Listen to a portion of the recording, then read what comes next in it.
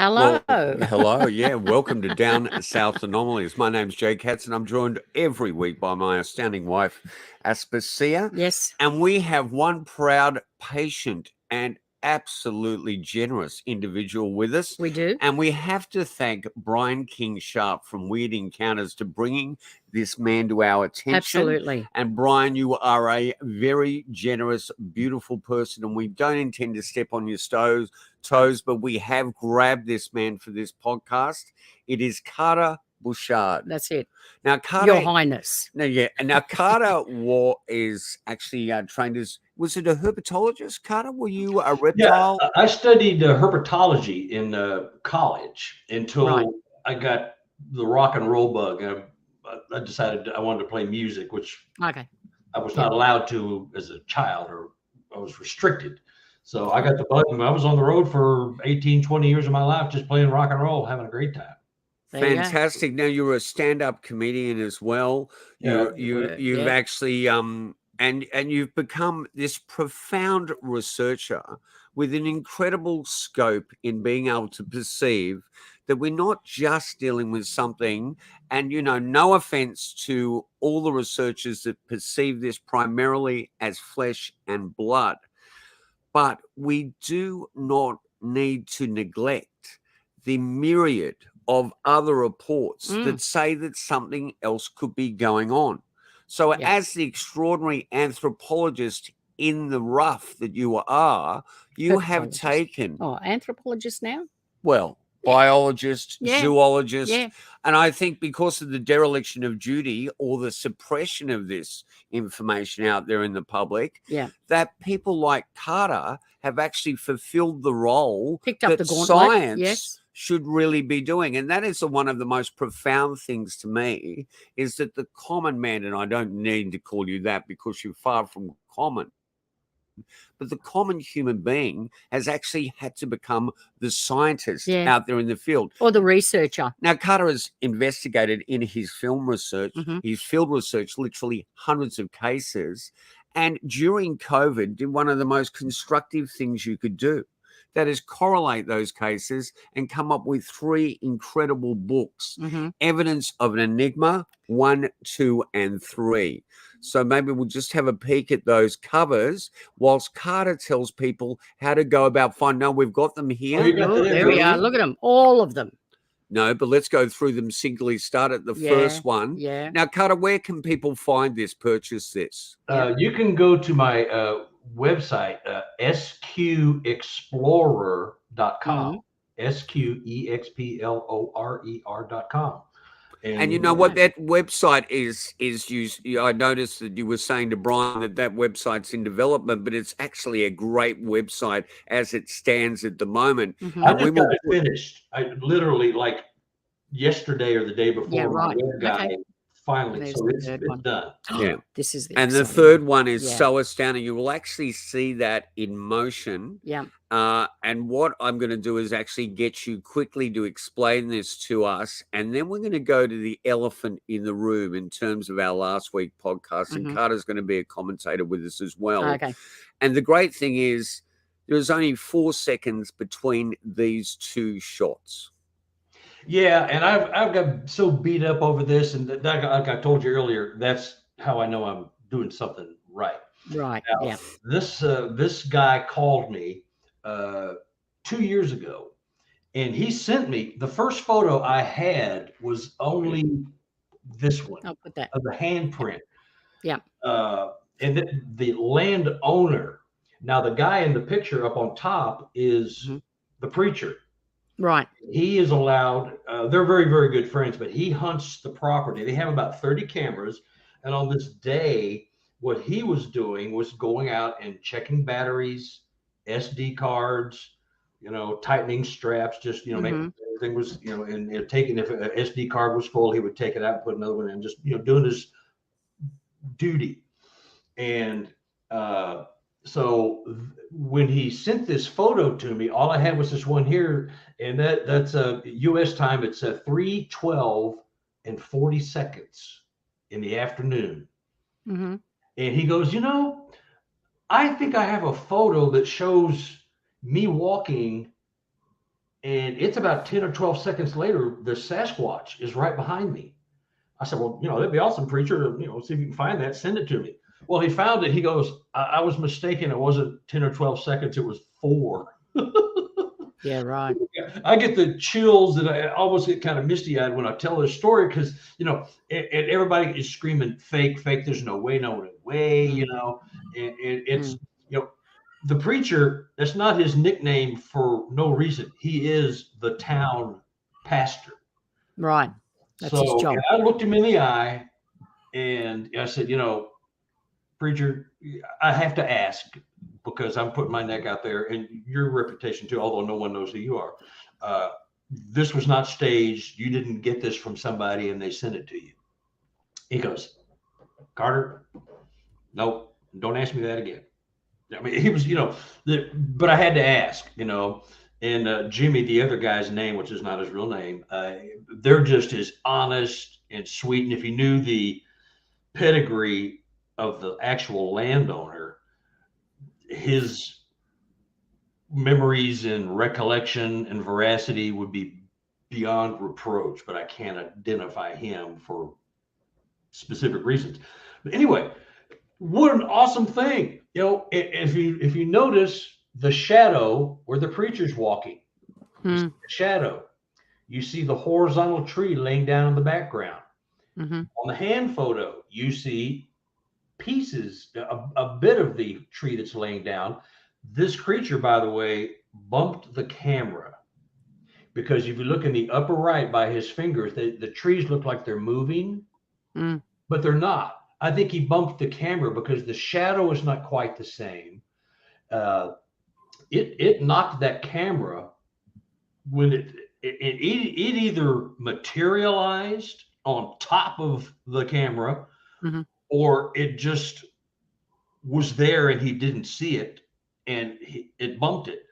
4 seconds, 1, 2, 3, 4. That's pretty close. I mean, you would not see that.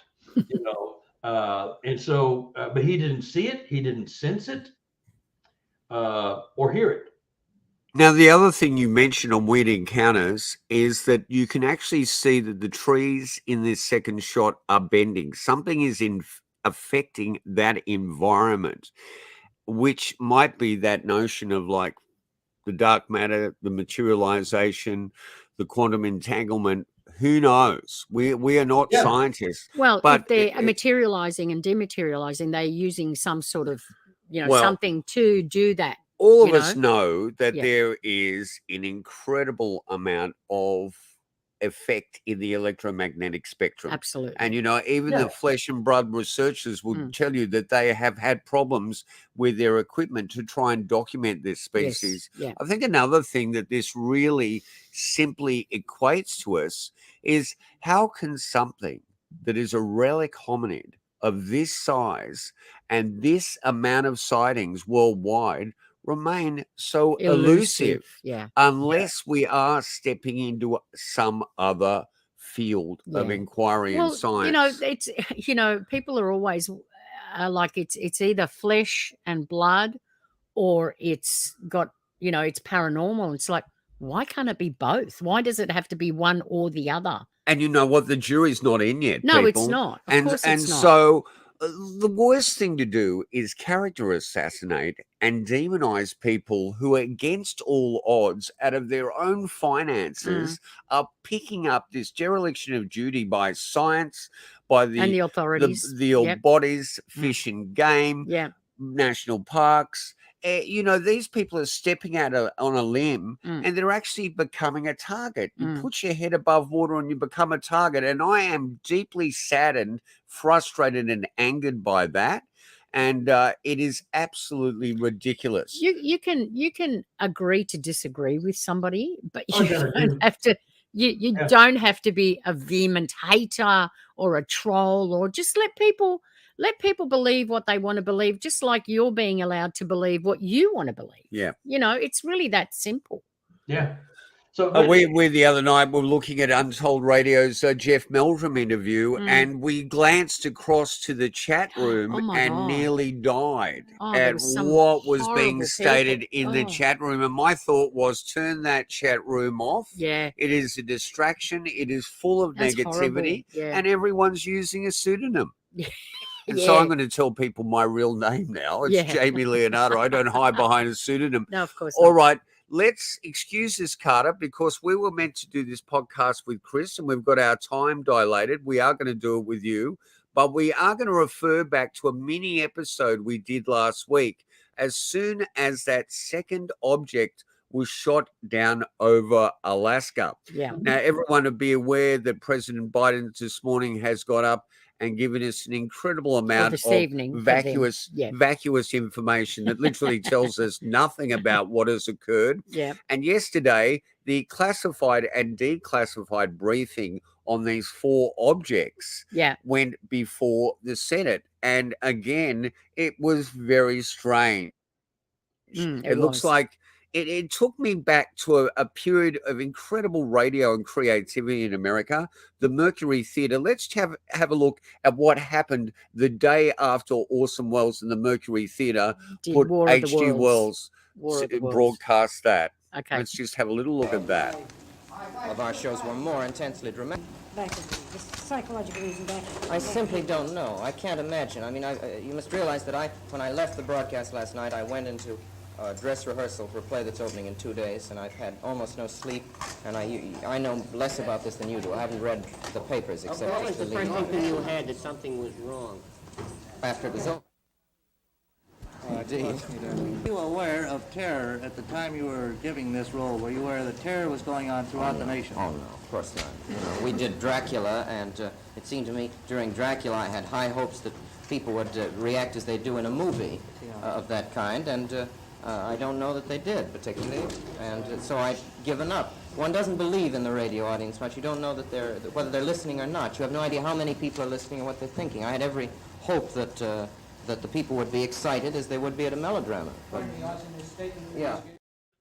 Well, I mean, he had no clue. That was shades of the State Department yesterday going, look, I mean, gee, one of these objects was distinctly a balloon. And I think the president this evening over there in the States said, we're not sure it actually came from China now. And we're not sure whether it was doing any surveillance. The other 3 objects are primarily prosaic. We've shot them down, of course, but hey, what can you do? Spent a lot of money shooting them down. And I instantly thought of Orson Welles' reaction there. Yeah. Look, I'm really overtired. Yeah. We had no idea this was going to occur. Yeah, but there was the 3 Ps, wasn't there?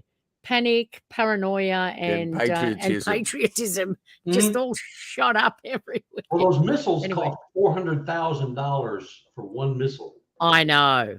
I think this is a very important point. And, one thing I want to clarify is I did some research during the week, Carter, and those balloons, whether they're weather or surveillance, are a very effective tool in surveillance. They're very cost effective. Mm-hmm. They just use primarily plastic, and they can be inflated to an enormous size and carry gigantic payloads of equipment. Yeah. But there's an alternative to this, and that's the fact that the Arctic sheet has been melting rapidly. And Russia and China are very interested in the fact that now it looks possible to actually go up there and chart where some of the most major reserves of oil and gas are still available. And more accessible now. Yeah, and more accessible to the public. I think 30% they assume of what could be our gas reserve is up there, and maybe 13% of oil. We have to drag every last single drop out of the planet, do Let's not go into that conundrum. But this first balloon, and I'm not stating that this is truth, this is just another explanation, could have drifted off its course because those balloons can be autonomous. They can be powered by sort of little boosters and stuff, but 9 times out of 10, they're like a submarine. They're powered by ballast. Right. So they fill up with water, vapor that change and they go on air currents, but they can drift off really easily. Anyway. And you know what? The whole notion of surveillance by an object that's at least 2.5 stories high and can be seen from the ground just doesn't really make sense to me. You know what I mean? Yeah. But anyway, So, let's just go to, this was the first time, Carter, I believe, that the very expensive and problematic Raptor, which was purchased in 2005, ever shot anything down. Ever got a run. So I think we're looking at nearly 20 years there, and this thing has finally shot a balloon down. Yeah. Well, a few balloons. And as you said, those sidewinders, the Raptor, I think, costs at least $80,000 US for an hour of flight time. Yeah. Plus, we're looking at millions of dollars to shoot down 3 Globite suitcases that got caught in the jet stream. and you know, and why I'm saying this is I want people to not feel threatened. To not feel like they're under surveillance. or they're under attack. Because, you know, they kept saying this is the first time that we've ever shot anything out of the sky. It's not. Is that right? It's not. It's not. Let's go to a similar incident you may be aware of, Carter, from 1942. It's become the subject of some very exploitative movies, but the real incident was profound. It was in LA, and it was called the Battle of LA. Yeah. And it was when an anomalous object they believed was a balloon appeared in the sky over Los Angeles. And you know what they did there? They shot off 1,500 rounds of ammunition before they realized they had hit nothing. Let's have a look. The news of the world, Wednesday, February 25th. Once again, Columbia's correspondents in world capitals and the fighting zones in the Western Pacific are ready to give you the latest news direct by shortwave radio. And now for news of our own West Coast, we take you to Los Angeles and the report of Byron Palmer. Anti-aircraft guns went into action against unidentified aircraft in the Los Angeles area shortly after 3 a.m. Pacific wartime this morning. The anti-aircraft guns began barking during a blackout ordered by the 4th Interceptor Command at 2:25 a.m. The unidentified object, which some sources thought might be a blimp, moved slowly down the Pacific coast from Santa Monica and disappeared south of Long Beach. Army officials declined to comment on the possibility that the object might have been a blimp. However, it required nearly 30 minutes to travel some 25 miles, far slower than an airplane. Watchers on the rooftop of the... Okay. And you know, the third point, and I'll end up with this, and Carter, I just love you. I love the casual nature of just munching there during down south. Well, Anomalies. he's watching something. I tell so you he's probably what, having we popcorn. are going to buddy up with you big time. You are our people. And look, you know, the What was the third thing? Oh, it's just sort of left my mind just looking at Carter there because I just adore him. Yeah. But you know what? The fourth object. Yeah. Over the lake there, they did say it was octagonal and it had some strings hanging down. So I'll give them that could have been a balloon. Sure. But the other two objects, we have really contradictory reports here from the pilots. Yeah. But some of them go into that world of the anomalous that seems to cross over into Sasquatch, seems to cross over into ufology, seems to cross over into spectral work. And that is that as they approached these objects, they had electromagnetic effects. Yeah. They were finding that their equipment was starting to play up. Yeah. They had to vector out of there. They were brushed alloy. And one of the most astounding thing is that they couldn't tell how they were staying adrift. All right. How there they were no propelled. means of propulsion whatsoever. So that we know about.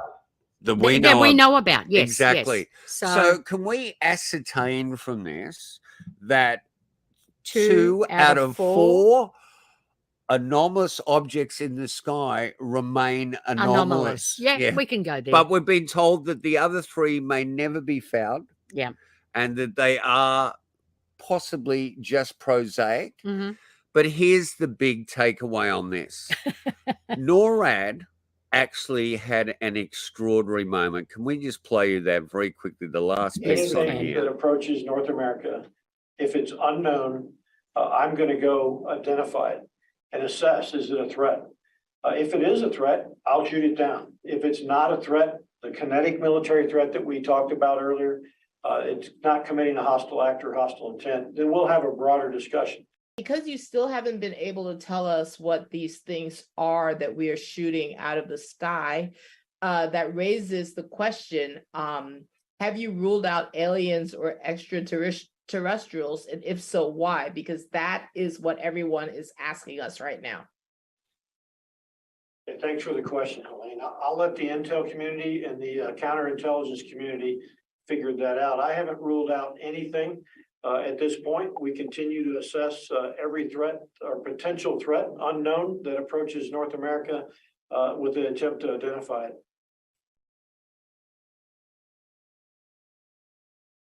That is just a beautiful Not moment. ruling out Isn't extraterrestrials. That the North American Defense Command, NORAD, has actually taken one Talk of the, about throwing a cat amongst the pigeons. their there. elder statesman has actually stated we're not ruling anything out. So I guess the notion of extraterrestrials is still on the cards. Yeah. I will never accept a hypothesis at this point that is solid and fixed. We don't like to use the word alien or extraterrestrial. No, we don't, because we don't know 100%. Much broader is going on here. Yeah.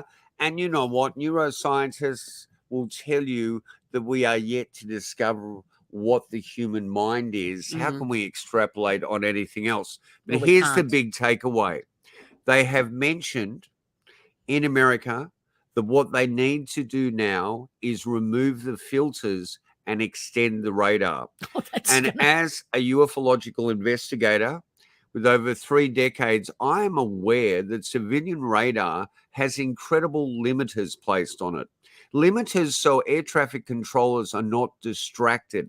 They're not distracted by slow-moving craft. They're not distracted by craft that are moving faster than anything that's in a commercial flight path. But it has always appeared suspect across much less literature and investigation that those filters and limiters are on there, because I'm sure the NORAD doesn't have those filters and limiters, and Gender B and our over-the-horizon radar doesn't have it here. So if you're going to remove those filters and those limiters, wow, I'm going to predict something here. I should never predict something, but I'm going to predict that we are headed for the largest UFO flap worldwide we're ever going to see, because there is so much floating up there above us.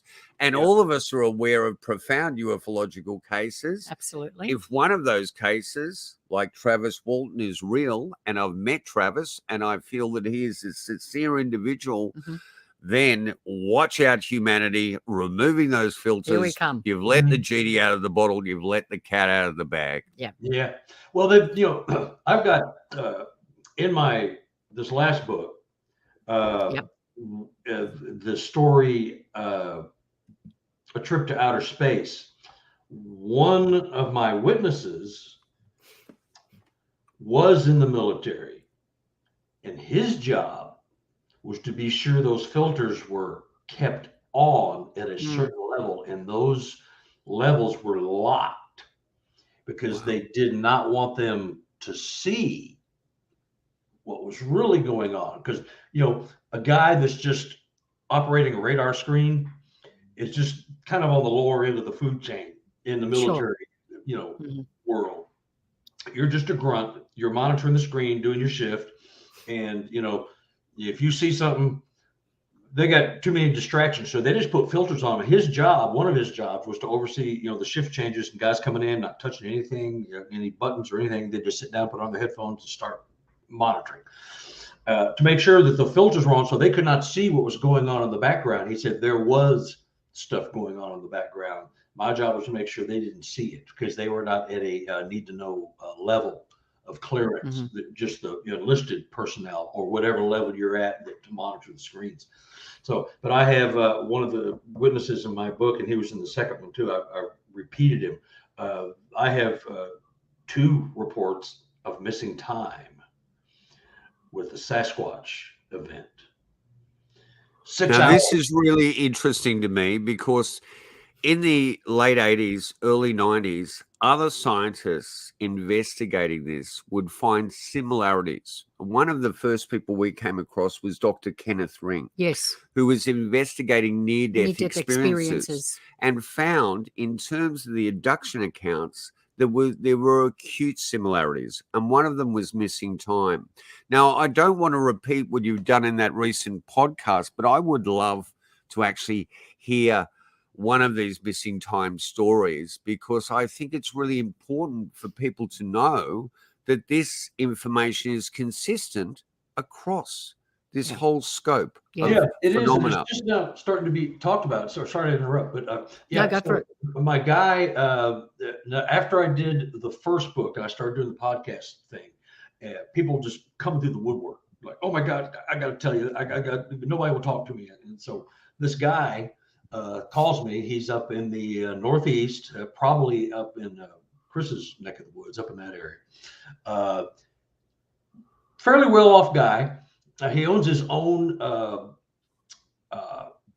internet service, internet company where he produces and builds computers and does a lot of infrastructure in the computer world. He does pretty well for himself. His wife and he had a cabin in the woods, and she just had a baby and she was pregnant, and they were remodeling the cabin they lived in. This is up in the Northeast. And so she would leave at night and go home and stay with her parents up the road, probably 20 miles or so. And he stayed in a travel trailer, about 30-foot travel trailer, because they had all the utilities off and they were redoing the cabin so they could, and he was a pretty well-off guy. But he goes back and lives in the woods, almost off the grid, Right. and, he's in a computer services thing. It's kind of funny. He's off the grid, but he's supplying the grid on the other end. But anyway, he, him and his attack trained German Shepherd, like 110-pound, big, bad German Shepherd, was an attack trained police dog. So if he was ever gone, his wife had protection. So they're out around 10 o'clock one night and getting all the tools up. The guys are done working on the house for the evening, so they're leaving, and they're collecting all the tools, putting everything away. And all of a sudden, he hears a noise, and the dog alerts, and he sees, because his whole area is lit up by night lights, pole lights. He sees a Sasquatch walking toward him and the dog, probably about 50 yards away. He sees it, and he knows what it is because he and his wife have seen them on their property before. Right. But they just thought it was fascinating. That's cool. I guess they're real. That's cool. But it was like uninvolved and unimpressed with the research of them at the time. So the Sasquatch starts walking toward him, and he gets freaked, and he gives the dog a command. The attack or alert. There's an alert and then attack command. The dog just sits there and starts leaning up against him and just kind of shaking. And he's just staring at the Sasquatch, and the Sasquatch is walking at him at a leisurely pace. He's not trying to, run at him and snarling. He's just walking at them. And he goes, oh crap, we got to get out of here. So he grabs the dog, who has done nothing for this, it probably cost him $5,000 to get this dog trained, police level stuff. So this dog is not getting his money's worth. So they run to the travel trailer, and and they're watching the creature's still just walking at him leisurely. So he gets in the travel trailer. He realizes, oh, I don't have a gun. I left my gun on the other house. Oh crap. So he gets a butcher knife out of the kitchen in this travel trailer. And so when he's in the kitchen, he can see the Sasquatch walking around the property. He's passing by a window. Then he'll hear it, rap on the wall, and then he'll walk around the other side, and he sees it walking around. So he goes, he's going to attack. I just know he's going to attack. So they go barricade themselves in the bathroom. You know how big a bathroom is in a travel trailer? Not very big. So him and his dog, and he's got the knife, and they're on the floor, and he's pointing the knife at the door, and he knows this Sasquatch is just going to come in any minute and rip him to shreds. And all he has is this butcher knife. And the dog is laying there next to him, still leaning on him. And he's not even growling. He's like staring ahead, but he's not doing anything he's trained to do. He's like shut off. He's clicked off. And so the next thing he knows, and this was about 11 o'clock at night, they're in there. Next thing he knows, 7:30 in the morning. He's still like this. The dog's still right next to it. It's like it just happened. And the only reason he wakes up is because the workers are coming back to start work for the next morning. And his wife is there to cook him breakfast, which is something they did every day. And then he'd go to work and then come back home and run the cruise, you know. And so for 7 hours, he was like this. And he said, I woke up, I was refreshed. I was like, it just happened. They were out for 6 or 7 hours. And the dog was still just staring straight ahead and kind of like woke up or was snapped on, and he, you know, went back to being his little jovial self. But, you know, no explanation, you know. And I said, you know, Josh, I think that's his name in the book. I said, you know, I've been hypnotically regressed. If you want to know what happened, you can get hypnotically regressed. And if you're hypnotizable, I think that's a word, you can find out what happened, because I've done the same for myself. And he says, you know, I don't want to know. And when you mentioned Travis Walton, it's kind of funny because he said, I don't want to know that I had a Travis Walton kind of event. Wow. I don't want to know that. My life is boring. I run a computer company. We do quite well for ourselves. I come live in the woods in the middle of nowhere with my wife and my 2 infant kids. I love my life. I don't want to know. And he doesn't want to know. He doesn't want, he's afraid, you know, to find out. And I've spoken with other people, you know, and we discussed this earlier, that, you know, some people don't want to find out. But, you know, the torment of wondering and not knowing sucks up a lot of energy, you know, it just does. But he, you know, he's quite comfortable in his life, and he doesn't really want to know. He may do it after he's retired, or he has no other obligations, or, you know, he can always, you know, and I've reached out to him a couple of times. He doesn't respond to emails or anything like that. You know, he truly just doesn't want to be, but he was kind enough to share the story. He contacted me off, like somebody heard a podcast like we're doing now. And he sent me an email, and he said, I got a story to tell you. And it was knockout. I mean, 6 hours of missing time with a Sasquatch. Yeah, right. You know, that's not crossing the quantum lines with UFO abduction. If that's not crossing a line, I don't know what is. Yeah. You know? Absolutely. I think there's a whole stream. And as we were initially setting up and the time delays hurt us there, we were going to have Christopher Noel, who's just written an extraordinary book, There Is No Veil. Yeah. And he's done profound research. He's come up with the autistic savant hypothesis for Sasquatch. But he also has done an incredible deep dive coming off the back of Leslie Kean's book, Surviving Death. And I don't know if you've seen that profound Netflix series, that's sort of a product from that piece of literature. But he's actually looking into dark matter as a way that they utilize to manifest. Yeah. And he goes to a series of really incredible experiments done in paraffin. Yes. Oh, yeah. In which hands materialized. So that was Frank. What was his name? Klinsk or something. I'm not sure. I'm going to get that name wrong. But listen. Klasky, that's right. Yeah. So it was a German guy. And Frank I don't know if you know about this. This was during seances that he would ask the spirits to put their hands in this paraffin wax. And there were numerous manifestations. So this is supposedly a cast of that and you can something see put their hands again in there. Like with the cast, you're getting the dermal ridges, you're getting the skin. Yeah. And the other one was there's another two. There was quite a few of them, but there's the pointing one, and there's the one that's with the hands crossing over. So, but Chris does go into huge detail about that in this book, There Is No Veil, and people need to search that book out. I think it's up on Amazon. It is one of the most complex. I'm finding it difficult to get through, but incredibly exciting. And I think, again, like yourself, here's someone There Is No Veil who has basically managed to actually not be corrupted and just go where the research is taking them. This is not a personal thing in you, Carter. This is you are going where the research is taking them. There must be something astounding about you in terms of people opening up to you with this personal detail.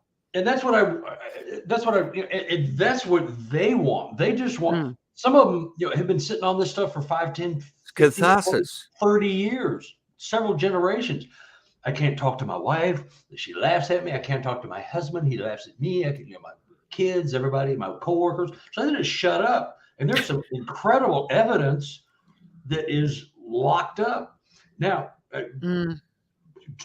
to the missing time thing, I just did a conference here in Missouri last summer, and I had 2 scientists came up after I did my presentation, female scientists, tell me they had missing time with a Sasquatch sighting. The Sasquatch was running down the highway alongside their car, 40 to 50 miles an hour. And there were 2 other women in the backseat. They had just come back from a conference. They were employed by the scientific company, but they weren't degreed scientists. My lady and her friend, also female, they were both degreed scientists. So you've got the perfect conundrum. And I could tell she was flustered because she told me the story that they were coming back from a conference, and all of a sudden they see something way up ahead of the road, like 100 yards, and they see this thing kind of moving around, and as their lights hit it, they're looking at it. Now picture this: 4 scientists who don't believe in Sasquatch, never will see one all at once. You are baptized forever, girlfriends. They saw that and they were just beyond blown away. And so then when they pull over to discuss what they saw and agree to disagree or agree to agree on like what we saw, well, that can't, but we saw it.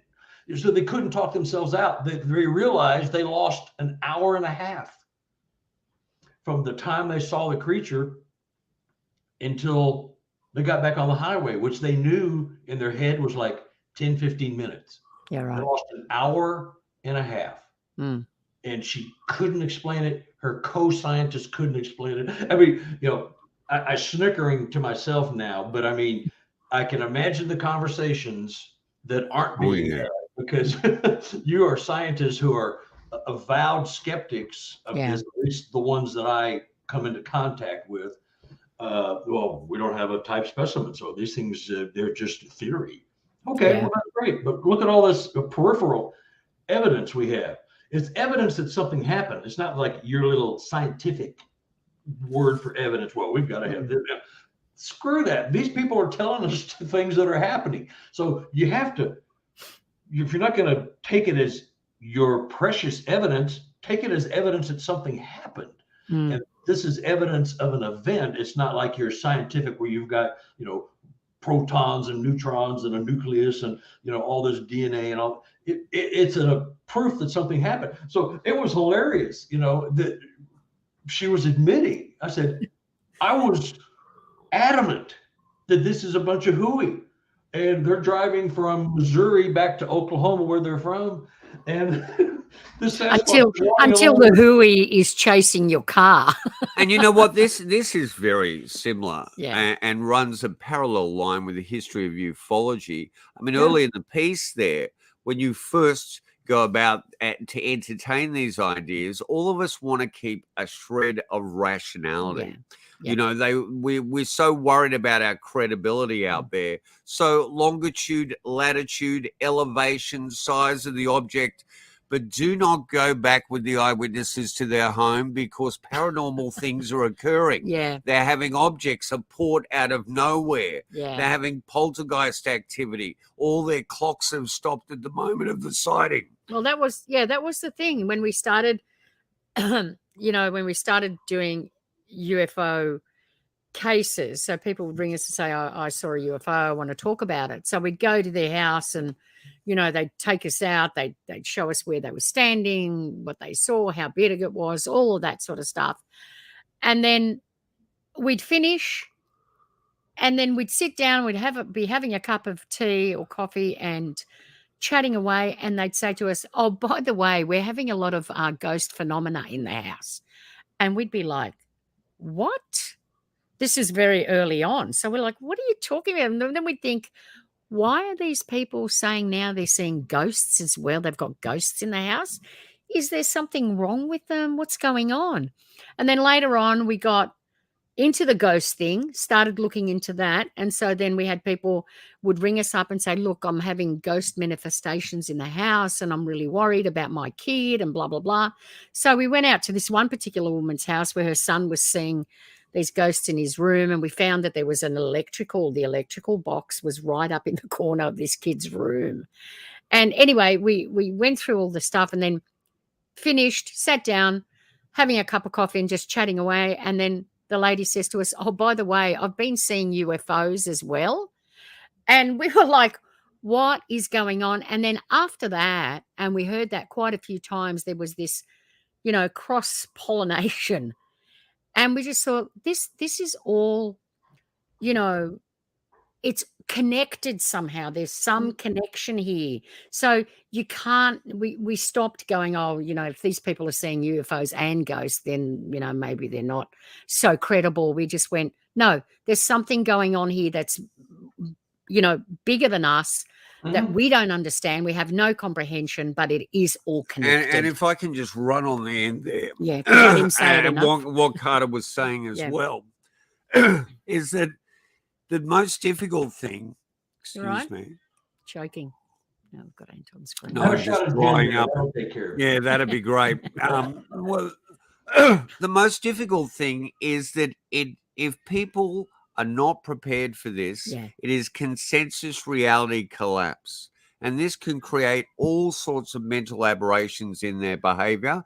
But primarily what we consistently see, and I say on every podcast, is I fear for these individuals because I can hear in their voice strains of post-traumatic stress disorder. And what I want is not so much a hypothesis or an answer to this. I think in many ways, the paranormal is probably extremely normal. The supernatural is extremely natural. And this stuff has been here since time immemorial. If we will expand our consciousness on what is possible, and we will help these individuals to deal with these aberrations that occur through these experiences, because the greatest thing that can happen is to be able to integrate it back into your life. And as you told us before, husbands and wives, family members can't talk to each other about this. It is the end of their credibility. It is the end of the way they feel confident in themselves. Now, I'm going to ask you a very personal question. You don't have to answer it on air, but you spoke to us just prior to this podcast that you think you may have had an experience yourself, a ufological experience. Are you willing to tell us about that? Sure. I have nothing to hide. I'll just preface it just for the haters and trolls. So so I'll say hello to you. We embrace you. We love you. Just stop hating and trolling. Yeah. The thing with the Sasquatch community here in the States, I'm sure it's quite the same there with the Yowies and ufology, is that there is great discord and hate and competition. Everybody wants to be the one. The one. Yes. And so when I start talking about other things that happened in my life, which is probably a reason I ended up where I'm at right now with all of my research, is because I was supposed to go this route, Exactly. And so when I'm on here and I start talking about a UFO event, they go, okay, you write books, you've seen Sasquatch, and now you've been taken by UFOs. Oh, yeah, bull crap. What? You just want to sell some books, right? Well, no, I don't. I don't care. If anybody's ever written a book, you don't make doo-doo with book sales. I mean, you just don't. I mean, unless you're, a bestseller. Well, one of the biggest fallacies is that you can make money out of this field. And if people do, they are very few and far between. Sure. As I was saying before, you're more likely to go into debt and you lose your public credibility. Mm. But if you are willing to entertain that a huge relic hominid has remained elusive for all this amount of time in the midst of highly technological Especially now where we generation, have all this technology and we still shouldn't you be willing to entertain that anything else is possible? Yeah, you should. And so, now I had this story. If you want to, it's kind of a long story. If you want me to tell it, Let's go for it. Okay. So I was telling you, that as just a regular human, we all have things we did when we were young that we could have killed us. Like you, of course, playing reckless with behavior, electrical wire, or you're playing with a pistol or a rifle, licking a light bulb. Yep. Something. Yeah. So I always had this story that I always told. I had no idea that, me and my buddy, I was about 10 years old, and we'd gotten new bikes. And so we were racing each other down in Dallas, Texas, on our new bikes, broad daylight, and, the summer day. And we ran the stop sign in front of my house because we lived in Dallas, Texas, but we were way out in the suburbs and there was just nobody there. Dallas had not developed into the megaplex that it is now. Anyway, so we ran the stop sign and this car just blew right by us. We're going, oh my God, we could have been killed. Oh, my house is right there. I knew my mom saw me. We're going to get in trouble. Oh God, they're going to scream and yell. Gee, well, she didn't see it. So this blue car just blew right by us. We could feel the wind. I felt it. I still remember that sensation. So fast forward to, that would have been 1961 or 2. Fast forward to 2006 or 7, I can't remember. My wife and I and my comedy partner's widow and her new husband, we're all sitting around one day, we're watching some, Discovery Channel or something, and we decided, let's go get hypnotically regressed and find out who we were in a past life. Ooh, that sounds fun. We were all believed that we just wanted to know if it was a real thing. So we looked up a regression hypnotist, and she was close, relatively close here. I was in Dallas at the time. She lived in Independence, way out there. So we all went, and she had a nice barn set up with a maze outside. You walk a maze, and you just get calm and relaxed and chill and relax, and you go inside, and then one by one, we're all sitting around on hay bales in her barn, and she's taking us under. We're all the other three of us are watching each other go under. So my wife couldn't go under. Some people just can't be hypnotized. She didn't go under. The other two went under, and I was last. And I don't want to bore you with all their stuff. They all found several different periods of past lives in their long history.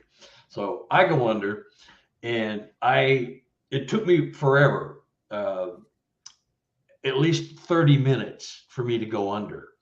And she kept thinking I was fighting it. And I said, well, nothing I'm afraid of, as far as I know, So anyway, they finally get me under, and I immediately, when I'm under, I start talking like a 10-year-old boy, and I'm sobbing.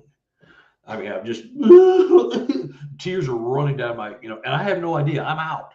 I'm talking, and I go into this story that blue car wasn't a blue car. It was a UFO. Yes. It took us aboard the craft. And I have screen memories of things that happened to me and my buddy Craig. I've tried to find him, and I think he may have passed. I can't find him anymore. I've gone back and if you can't find anybody now, they're probably dead with all the technology like you're talking about.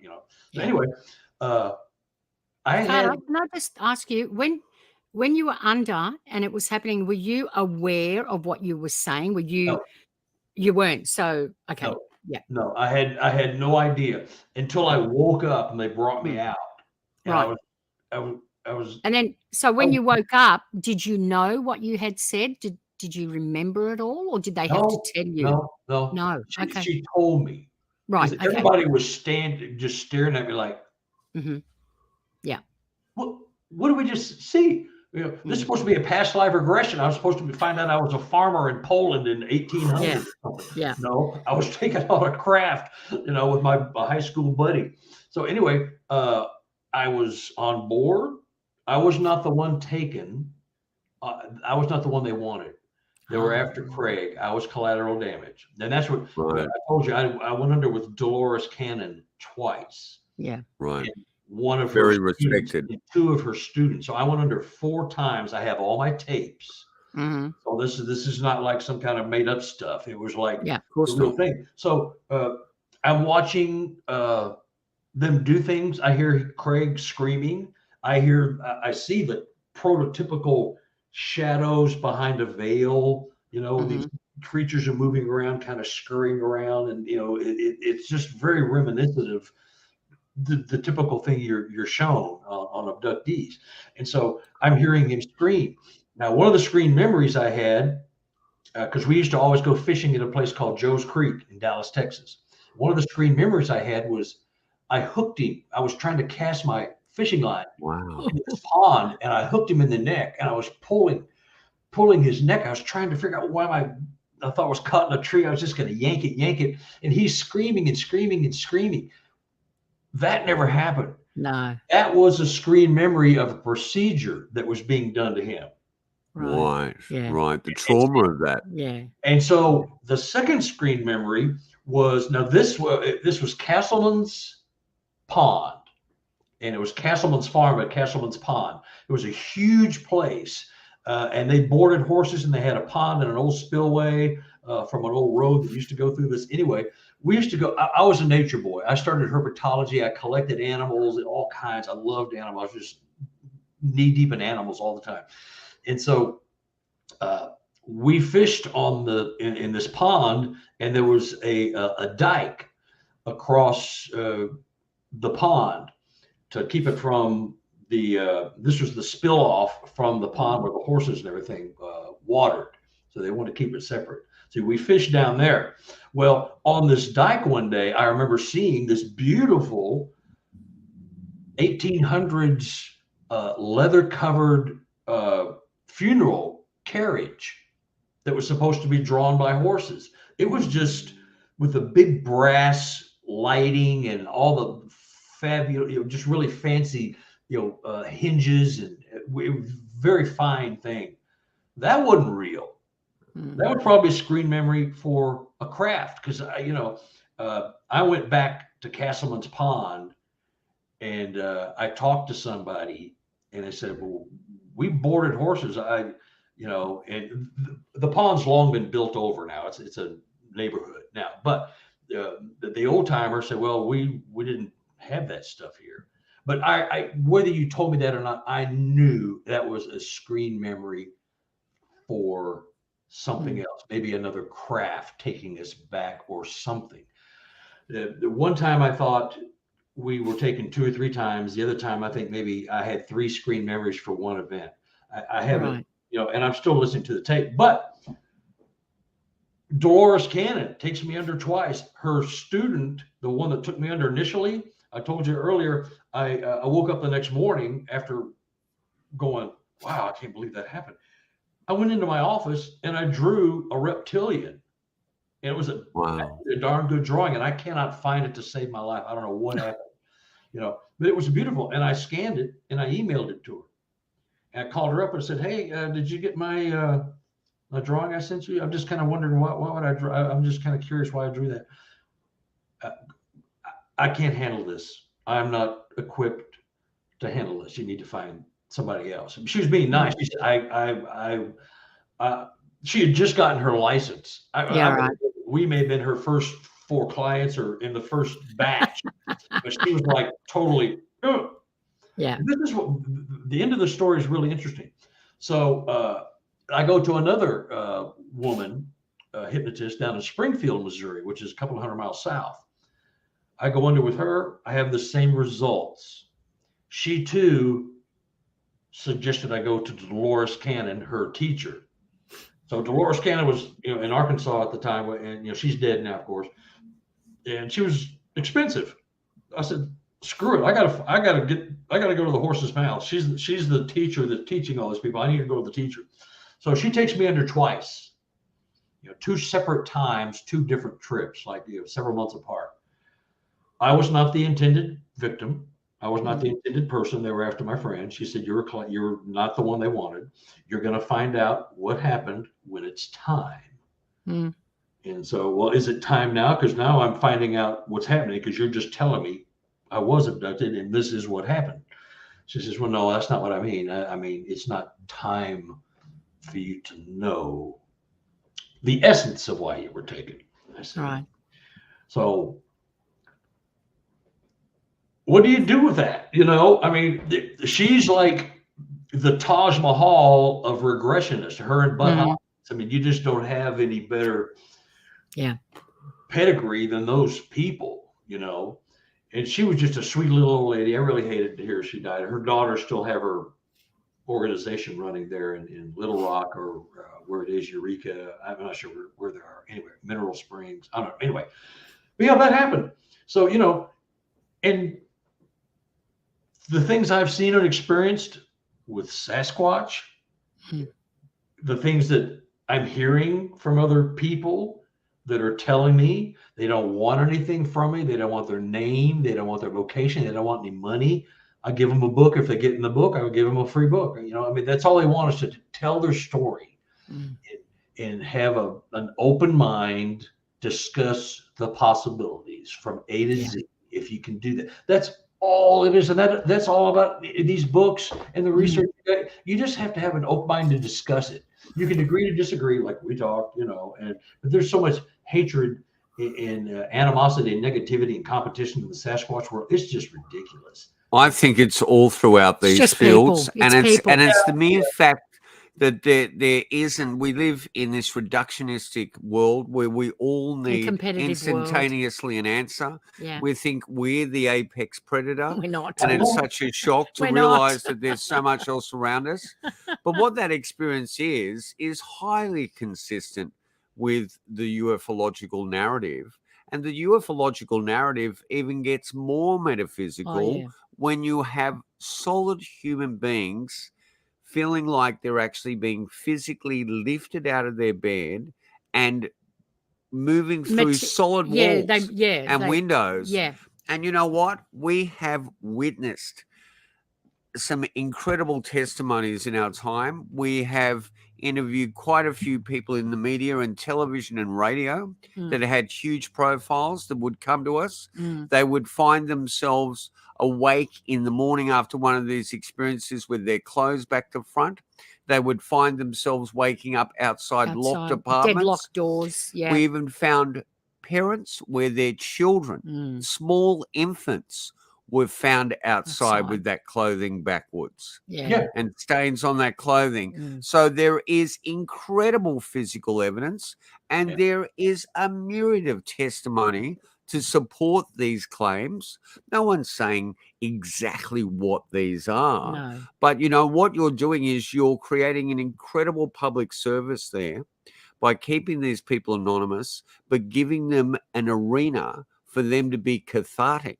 Because sometimes just relating these stories is enough to a person that is sensitive and understands the possibility that this could be happening to them is therapy in itself.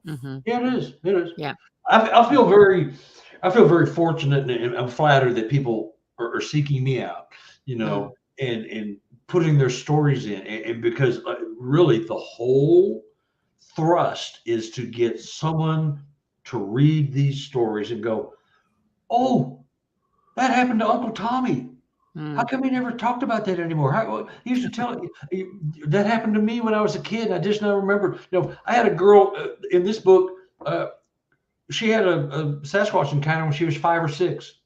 A ball rolled over to the fence, and there was a Sasquatch standing over her, waiting for her. And she's like looking up at this creature, and it affected her for her entire life. Yeah. Because nobody would talk to her, believe her. It turns out her parents knew what was going on. Right. She found out much later after her dad died. And her mom told her, Yeah. And here's the funny thing. They're in a state, and she had watched, this would happen when she was 5 or 6. At 16, she watched 5 Sasquatch, heard about 50 to 75 deer up some openings in some woods while she was about midnight one night. She was waiting. It was a full moon. She was waiting for 2 of her friends back before cell phones. Right. They sold beer and cigarettes and booze, and they're going to sit out in the middle of the woods in the middle of a road and drink beer, smoke cigarettes, and tell stories. They had no cell phone, no internet, nothing. This is like way back. Good old days. Yeah. And so she sees all this. She's like affected her entire life. And I told her when she contacted me, I said, well, it could have had you. The Sasquatch could have taken you and had you. It was that close. It didn't. Why? Because that's not their nature. They're not here to kill, maim, and destroy and eat humans. They're here to try to show us a path of the better way of taking care of the planet and respecting each other's and all our differences. You know, I mean, that's who they are. It sounds very kumbaya and all hippy dippy, Oh yeah, man, love him. No. But that's my belief and things I've heard and felt from them myself.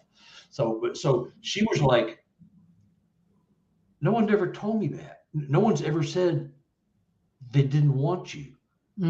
So she'd always been afraid. Yeah, she's always been afraid. I said, if they wanted you, they would have taken you. And she goes, that changed my life when you said that.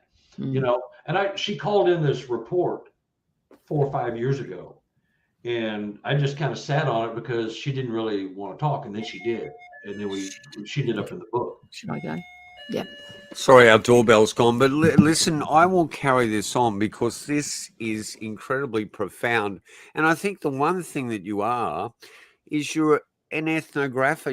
In this country, we have an incredible oral history by our Indigenous population that has suffered so much since colonization. And I should actually state what I usually state at the front of the podcast, and I was thrown off, that we are actually broadcasting on stolen land. It's part of the Gadigal community of the Eora Nation, and we acknowledge elders, past, present, and future, and emerging, an extraordinary, profound culture. And we are reaching a point now where we're just beginning to document their oral history and actually have that written down. And the more that these stories come out, like our Indigenous oral history here, the more profound you realize and the wider scope our reality is. As Jane Goodall and I have stated endlessly, she is one of the world's leading primatologists. She has stated you cannot dismiss every Indigenous culture in the world and just what has been occurring. And they have a place for this parallel hominid.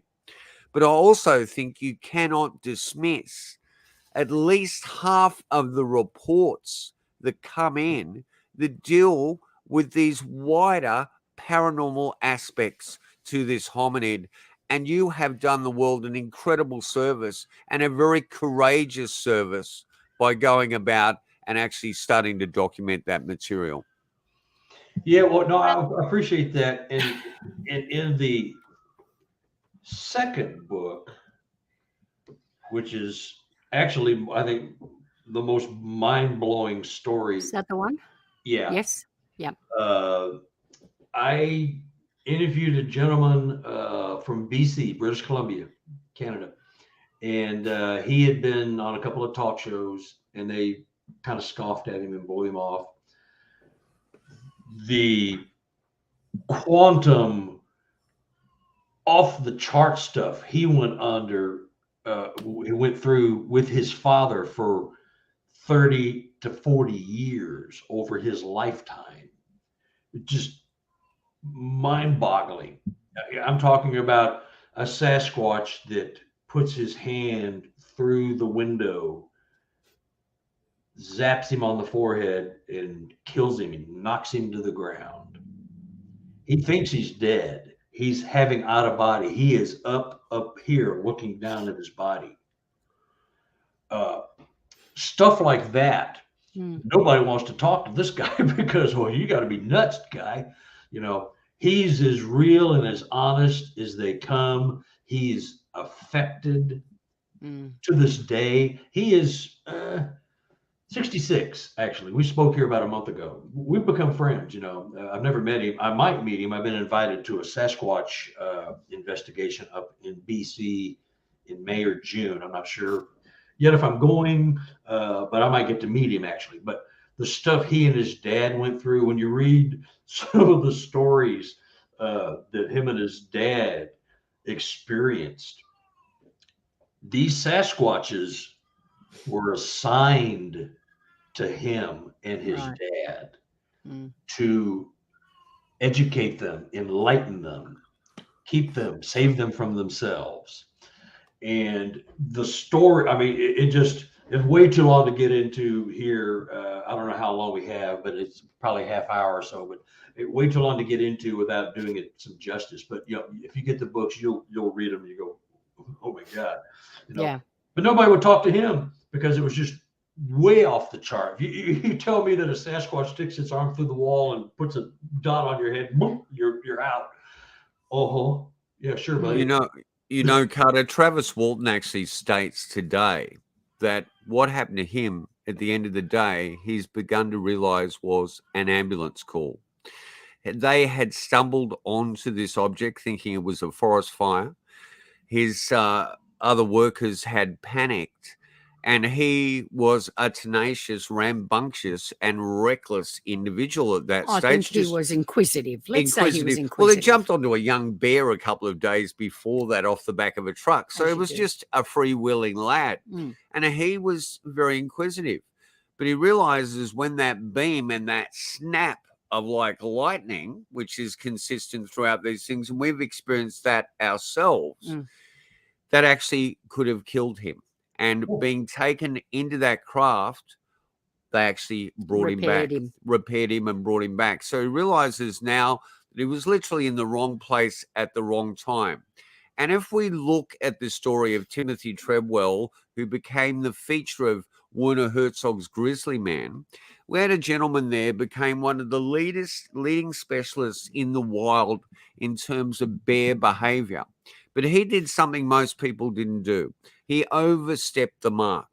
The indigenous population said, you don't go there. There's no way you can make friends with this creature. Well, for nearly 14 years, he did. And one incident with a rogue bear ended up killing him at the end of the day. But he did things in the wild that most individuals would appear to be impossible. And that was because of the sincerity and integrity in his heart. And I know this is a scandalous way to wind up our interview because I want to see if we can get to Christopher Noel. But I was going to say that from what I've experienced from your interview, and thank you again to Brian King Sharp and Weird Encounters. I love that podcast. And our time that we've spent with you today, you are just another one of those true, intrepid field investigators, writers, artists that against all odds are willing to stand up to the disparity of humanity when it comes to encapsulating the research on this. And you are actually groundbreaking your research. I think Carter is one of the people who's actually going to take us closer to understanding what is going on. And that's because Carter is not seeking anything profound from this. And because of his open-mindedness, like, well, look at these stories, you know, just how can you neglect these stories? Look at these stories, listen to them, and see that there is more going on than we are actually comprehending, that we understand, that we know. So we need to have an open mind and just listen to everything and take it all in. And we need to remove arrogance. No one is an expert when it comes to this field. No. But everyone has the ability to actually bring some compassion to others. Everybody wants to be the expert. Yeah. But that's not going to happen. Anyway. And everybody's not going to be. And that's the whole thing. I just want people to realize, that I have not tapped in to just the crazy people that are waiting for me. No. Oh, that Carter, he'll believe anything. Call him with this one. This one's a good one. We'll screw him up really good. These people aren't crazy by any stretch. They are like as smart or smarter than you and I. You know what I mean? They're like, they they're all classes. They're blue collar, they're politicians, they're corporate big wigs with, you know, money coming out their ears. This phenomena doesn't discriminate. Nope. But everybody else does. Oh yeah. It crosses over all ethnic, social, cultural barriers and absolutely. touches people's lives in a devastating way. But what we must only realize, because we don't understand. We've had a glimpse of a profound widening of the reality we live in, and we should be all thankful for that, even if it's traumatized us, and seek the people out like yourself that are willing to be more open-minded. Now, I don't want to disparage anyone's research, and I can understand people who have invested their life hunting and trapping in the woods to see this as a flesh and blood phenomena, and their encounters, they may have experienced it, but there is something broader and wider they here. Are flesh and blood and other. And we need to show some kindness. I mean, your country, like many countries in the world, is extremely hurting at the moment. The train disaster in Ohio, the shootings, what's going down. Let's pull back people from our own prejudice. Who in the hell are the gatekeepers of our rationality? You know, I've always said, Carter, the skeptics should not be worried about us. They should not be worried. And, you know, if they stuck to their textbook definition, that'd be okay. But they don't. They're opinionated people. They're dogmatic. And dogmatic. The skeptics should not be worrying about us. If they're worried, put some priority into your skepticism and run to Texaco, because there are people making bad choices of their meals for tonight in terms of their cholesterol and their health conditions. Don't attack the world of anomalous research. I cannot thank you for your generosity, patience, and understanding with our slew of technological mishaps we've thrown at you in the last 24 hours. We will But we got there. Make sure there is a link to your books. Yes. And to your website. And to your website, where we'll purchase them ourselves, and we will proliferate the knowledge about you, as far as we're concerned, as the A1 kind-hearted researcher throughout the Southern Hemisphere. Thanks. How much do I have? One minute? Of course you do. Go ahead. Sure. This is what causes all of the discord. We are, you, me, everybody are educated from the day we exit the birth canal. For the first 22 years of our life, if you don't go to college, maybe it's 18. Yep. We're told how the world is, what does exist, what can exist, what might exist. You know, this is true, this is not true. There's no UFOs, there's no ghosts, there's no this. We haven't even talked about orbs, but we're taught how to think and view the world. So when we suddenly see something after we're through being indoctrinated, programmed, call it educated, then we see things that we are told that cannot exist, don't exist. And if you see them, you're a crazy person. Well, that must have been a bear or a guy in a ghillie suit, or whatever. And so you go about your way, and there's your denial. Yeah. And so then when you start seeing it, you're going to poo-poo it and laugh at it, because that's what everybody else does. Or your brain's going to melt. Yeah, we're taught how to think. And so when this stuff flashes itself to us, we pigeonhole it, put it somewhere, and just forget about it. Or we get curious and go, what was that? That was weird. So we have a choice. But we're hypnotized and baptized and indoctrinated to believe and think a certain way, and we have no control over that for the first 20 years. The first 20 years, your life is kind of decided for you in essence, unless you have an open mind and start looking around and go, well, that didn't make sense. That's not what they said. So I just that's my soapbox moment, and then I'll be done. But that's it. We're all told how to think. And you know what? Some of the greatest people now are thinkers... starting, because we're telling our grandchildren otherwise. Our grandchildren are totally open to UFOs and Bigfoot, Yowies, all that stuff. They just they embrace it and they enjoy it, and it's part of the extended wonder and majesty of this extraordinary world and lives we have got around us. What are you doing? Okay, you're doing the wind up under the computer there. Anyway, I would love to interview you further. And as I said, we will assist in getting out on your incredible research. And again, we cannot thank you for your extraordinary generosity, candor, and intimacy in terms of this interview. These stories. You are one exceptional human being. And if I was there now, I would take a DNA scraping from you, put it in my fridge, and create a new race based on Carter's profound personality.